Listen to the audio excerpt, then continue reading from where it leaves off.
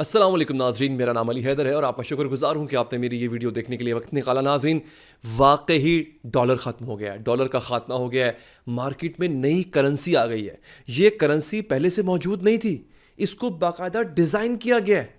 एक नया currency note सामने आया है नाजरीन, ये बहुत बड़ी खबर है और इसका बाकायदा आज लॉन्च किया गया है। मैं आपको वो करेंसी का नोट भी दिखाऊंगा, हो सकता है आपने थंबनेल पे देखा भी हो, लेकिन मैं आपको आज वाज़े तौर पे दिखाऊंगा कि वो नई करेंसी का नोट दिखता कैसा है, ये नई करेंसी क्यों लाई गई है। सबसे बड़ी जो फतह और जो सबसे बड़ी हार हुई है ना अमेरिका को, अब इसराइल को तो हुई है, वो हुई है ये ब्रिक्स समिट। याद रखिए दोस्तों, जंग तो चल ही रही है और जंग तो इंशाअल्लाह मुसलमान जीतेंगे ही जीतेंगे, लेकिन नाजरीन इस सब में हुआ क्या है, जो दीगर ममालिक हैं, जो गैर मुस्लिम ममालिक हैं, उन्होंने इसराइल को और बिलखुसूस स्पेशली अमेरिका को हरा दिया है। ये बहुत बड़ी खबर है जो मैं आपके सामने रख रहा हूं नाजरीन। एक तो मैं आपको इसके बारे में बताऊंगा, दूसरी बड़ी खबर क्या है। मुझे अब ये मेरी यहाँ पे एनालिसिस है, खबर भी एनालिसिस भी है। मुझे ये लगता है कि अब ईरान पर हमला नहीं होगा। उसकी वजूहात क्या है दोस्तों, बड़ी इंटरेस्टिंग वजह है। उसकी इंटरेस्टिंग वजह का एक जुमला बता देता हूं आपको। सदर पुतिन ने कहा है कि ईरान अब बाकायदा तौर पे यानी ऑफिशियली ब्रिक्स का हिस्सा बन गया है। अब ब्रिक्स का हिस्सा बनने में और ईरान पर हमला ना होने में क्या कॉमनैलिटी है, क्या ममासलियत है, आखिर इन दोनों की वजह क्या है। यानी खबर का जो हेडलाइन है वो ये है कि ईरान पे अब हमला नहीं होगा, और अगर होगा नाजरीन तो फिर इसराइल सफ़ाए हस्ती पर नहीं रहेगा, ये बात तय है।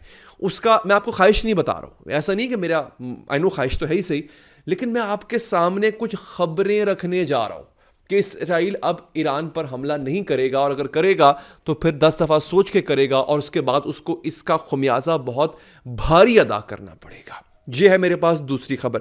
तीसरी खबर नाज़रीन ये है कि तुर्की पर हमला हो गया, और ये एक ऐसी भोंडी कोशिश की गई है तुर्की को ब्रिक्स से दूर रखने में। तुर्की के जो सदर हैं रजब तैयब एर्दोगान, वो इस वक्त काजान में मौजूद थे, इस रशियन स्टेट। वहाँ पे ब्रिक्स का समिट अटेंड कर रहे थे, ब्रिक्स का इजलास अटेंड कर रहे थे। जिनको नहीं पता उनको बता दूं नाज़रीन कि इस वक्त 159 ममालिक ने, 159 कंट्रीज़ ने ब्रिक्स ज्वाइन कर लिया। आउट ऑफ 195, 195 ममालिक में से 159 ने ब्रिक्स ज्वाइन कर लिया। ब्रिक्स है क्या, आई गेस मैं अपने पिछले वीलॉग्स में आपको बता चुका हूं। आई एम श्योर आपने मेरे पिछले वीलॉग्स देखे होंगे, लेकिन मैं इस वीलॉग में दोबारा इसका तारुफ आपको करवा दूंगा, ब्रिक्स है क्या। अच्छा, अब आगे आ जाएं। चीन ने धमकी दी है, वो धमकी क्या है मैं बताऊंगा आपको।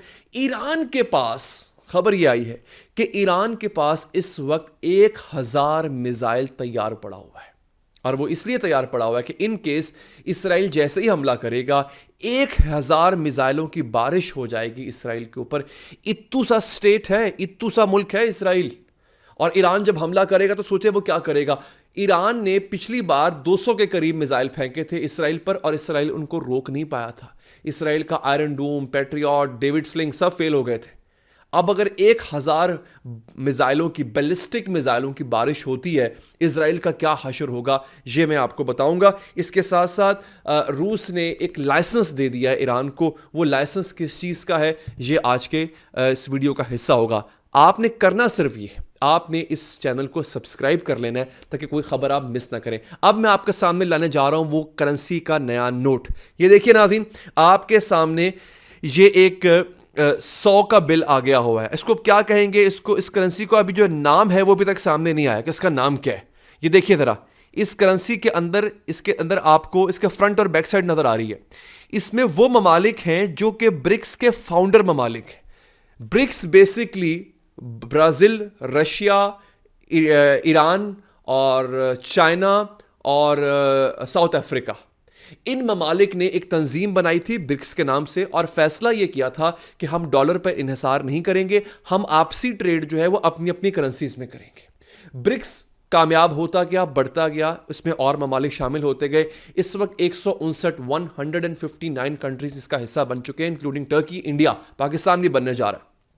अब जनाब इन्होंने किया ये रशिया में ब्रिक्स का इजलास हो रहा था, उसमें फैसला ये हुआ कि हम डॉलर की बजाय अपना करेंसी नोट निकालते हैं।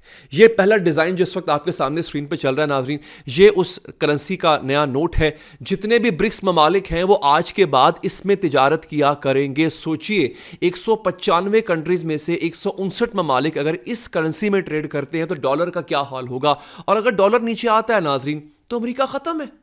अमेरिका के पास और ताकत है ही क्या? मिलिट्री पावर तो चाइना के पास भी बहुत है, मिलिट्री पावर तो रूस के पास भी बहुत है, ईरान भी अब बहुत मजबूत हो गया है, पाकिस्तान इंडिया भी बहुत मजबूत है मिलिट्री के हवाले से, तो और अमेरिका के पास क्या है? तो नाज़रीन यहीं से अंदाज़ा कीजिए कि ये करेंसी नोट जो है बहुत जल्द इसको लॉन्च, इसका तारुफ था, इसका इंट्रोडक्शन कराया गया, अब इसका तारुफ जो है उसके बाद इसको लॉन्च किया जाएगा। ये ब्रिक्स का करेंसी नोट है बेसिकली। ये एक ब्लॉकचेन, अब एक बहुत लंबी बहस शुरू हो जाएगी कि ये ब्लॉकचेन करेंसी होगी। ब्लॉकचेन करेंसी क्या होती है उसके बारे में मैं अलहदा से वीडियो बनाऊंगा, आपको बता दूंगा। जिन लोगों को क्रिप्टो का पता है, जिन लोगों को बिटकॉइन वगैरह का पता है, वो समझ जाएंगे कि ब्लॉकचेन क्या होता है। आगे समझ। अब मैं आता हूं अगली अहम खबरों के ऊपर नाज़रीन। ईरान पर हमला क्यों नहीं होगा? दोस्तों ईरान अब बाकायदा तौर पे ब्रिक्स का मेंबर बन गया हुआ है। रूसी सदर ने ऐलान किया, सिर्फ देखिए बाकी ममालिक भी ब्रिक्स के मेंबर्स बने हैं, लेकिन रूसी सदर ने बाकायदा ईरान का नाम लेके स्पीच में कहा कि Iran has officially joined BRICS और बाकायदा मुस्तकिल मेंबर बन चुका हुआ है। इसका मतलब क्या है? इसका मतलब नाज़रीन ये है कि जैसे नेटो के जो 32 कंट्रीज हैं, 32 ममालिक हैं नेटो के, उसमें मुआहदा यह है कि अगर किसी भी एक नेटो मुल्क पे कोई और मुल्क हमला करता है तो 32 के 32 मुल्क मिलके उस कंट्री को जिस पे हमला हुआ होगा नेटो कंट्री पे, उसको डिफेंड करेंगे, उसका दिफा करेंगे, और अगर बन पाया तो हमला करने वाले पर भी हमला किया जाएगा। सारे कंट्री सपोर्ट में आएंगे। ठीक हो गया। इसी तरह से ब्रिक्स का भी यही सूरत हाल है। ब्रिक्स के जो ममालिक हैं, अगर किसी एक पर हमला होता है और हमला भी उस मुल्क की तरफ से किया जाता है जो ब्रिक्स का हिस्सा नहीं है, तो सारे ममालिक मिलके उसका दिफा करेंगे। ईरान पे अगर हमला होता है तो दोस्तों रूस भी दिफा करेगा ईरान का, चीन भी करेगा, तुर्की भी करेगा, बाकी जितने ममालिक छोटे बड़े सब करेंगे नाज़रीन। ये उसका लाजिमी हिस्सा है। अब क्या अमेरिका तनतना, अमेरिका के साथ क्या है? ऑस्ट्रेलिया, इंग्लैंड, जर्मनी या इसराइल खुद? ये क्या रूस, चाइना, इंडिया, पाकिस्तान तो अभी उसका हिस्सा बना नहीं है, बन जाएगा बहुत जल्दी, ईरान और बाकी ममालिक, क्या इनका मुकाबला कर सकता है? ऑफ कोर्स नहीं कर सकता। तो ये एक बहुत बड़ी खबर है जिससे मुझे लगता है कि ईरान पे शायद हमला ना हो, लेकिन अगर हो जाता है, लेट्स से अगर हो जाता है, तो मैं आपको खबर पहले दे चुका हूं कि ईरान के पास इस वक्त 1000 बैलिस्टिक मिसाइल, उसके पास तादाद इससे कहीं ज़्यादा है, लेकिन 1000 बैलिस्टिक मिसाइल के बारे में बताया गया है कि उनका जो मुंह है, उनका जो रुख है, वो इसराइल की तरफ कर दिया गया है। इसका मतलब एक और भी है कि ईरान को इंटेलिजेंस मौसूल हुई है कि किसी भी वक्त इसराइल हमला कर सकता है, और अगर करेगा तो उसको मुंह तोड़ जवाब दिया जाएगा। और ये बात मैं आपको आखिरी बता दूं कि ईरान के पास जो है इस वक्त S-400 दुनिया का बेहतरीन एयर डिफेंस सिस्टम, Su-35 दुनिया के बेहतरीन जंगी तैयारे जो हैं, जो कि रूस ने दिए हैं, और इसके साथ अभी हाल ही में जो है वो silent hunter laser anti drone system from China, ये भी मिल गया हुआ है। ये इस वक्त ईरान के पास मौजूद है। ये तमाम नाकाबिले तस्खीर हथियार इस वक्त ईरान के पास मौजूद है, और ईरान को बाकायदा तौर पे रूस ने लाइसेंस भी दे दिया है कि वो इनकी तैयारी अपने यहाँ कर सकता है, यानी इनको मैन्युफैक्चर भी कर सकता है। बाकायदा ईरान को ये टेक्नोलॉजी दे दी गई है। ये थी आज की अहम और बड़ी खबरें। चैनल को लाजमी सब्सक्राइब कीजिएगा नाज़रीन, अपना ख्याल रखिए। अल्लाह निगहबान।